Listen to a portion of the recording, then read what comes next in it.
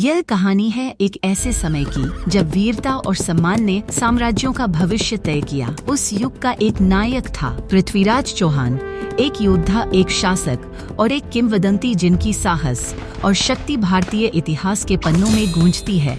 Terrain के युद्ध क्षेत्रों से लेकर दिल्ली के दिल तक उनकी विरासत केवल जीत और युद्धों की कहानी नहीं है, बल्कि अपनी भूमि और लोगों की रक्षा के लिए एक अमर भावना की कहानी है। हमारे साथ जुड़ें जब हम सिंहासन पर बैठने वाले अंतिम राजपूत राजा के जीवन की यात्रा करते हैं। पृथ्वीराज चौहान, वीरता और प्रतिरोध का प्रतीक। प्रारंभिक जीवन और सत्ता में उदय। भारत के मध्यकालीन इतिहास के दिल में एक योद्धा राजा खड़ा है। पृथ्वीराज चौहान 12वीं सदी में राजाओं के वंश में जन्मे पृथ्वीराज गुजरात के रेगिस्तानों से दिल्ली की किलाबंद दीवारों तक उठे। उनकी वंशावली प्रतिष्ठित चौहान राजपूतों से जुड़ी थी, जो अपनी वीरता और अटूट भावना के लिए जाने जाते थे। हर युद्ध के साथ युवा पृथ्वीराज सिंहासन के करीब आते गए, एक ताज जो भाग्य और विजय दोनों से तराशा गया था, और उनके साम्राज्य के विस्तार से। जैसे ही सूरज दिल्ली के विशाल साम्राज्य पर उगा, पृथ्वीराज का साम्राज्य फला फूला।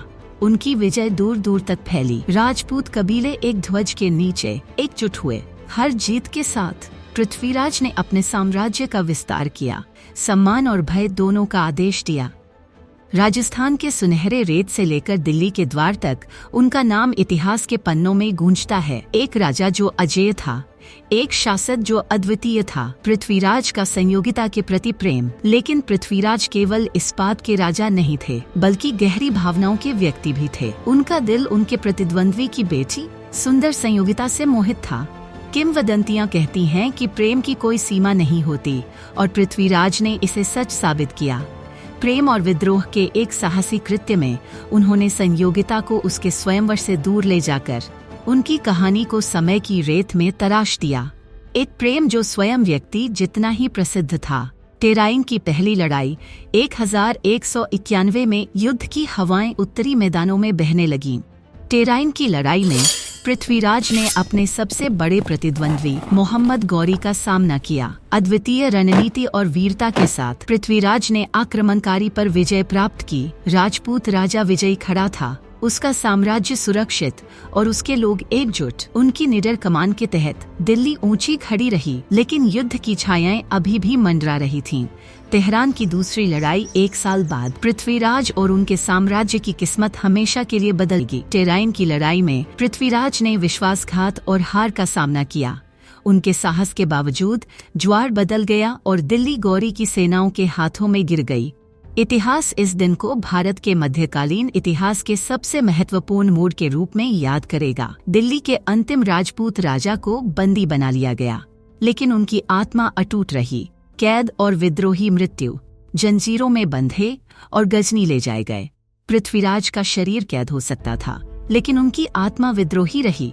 उनके अंतिम प्रतिशोध के कृत्य की किंवदंती, जहां अंधेपन में भी पृथ्वीराज ने एक तीर से मोहम्मद गौरी को मार गिराया। हालांकि वह अपने मातृभूमि से दूर थे, पृथ्वीराज का दिल दिल्ली के लिए धड़कता था।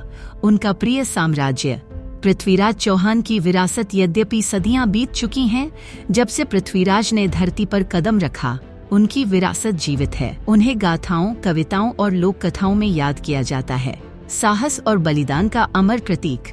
पृथ्वीराज चौहान की हार ने दिल्ली में राजपूत शासन का अंत कर दिया, लेकिन इसने एक ऐसी किंवदंती की शुरुआत भी की जो समय को पार करती है।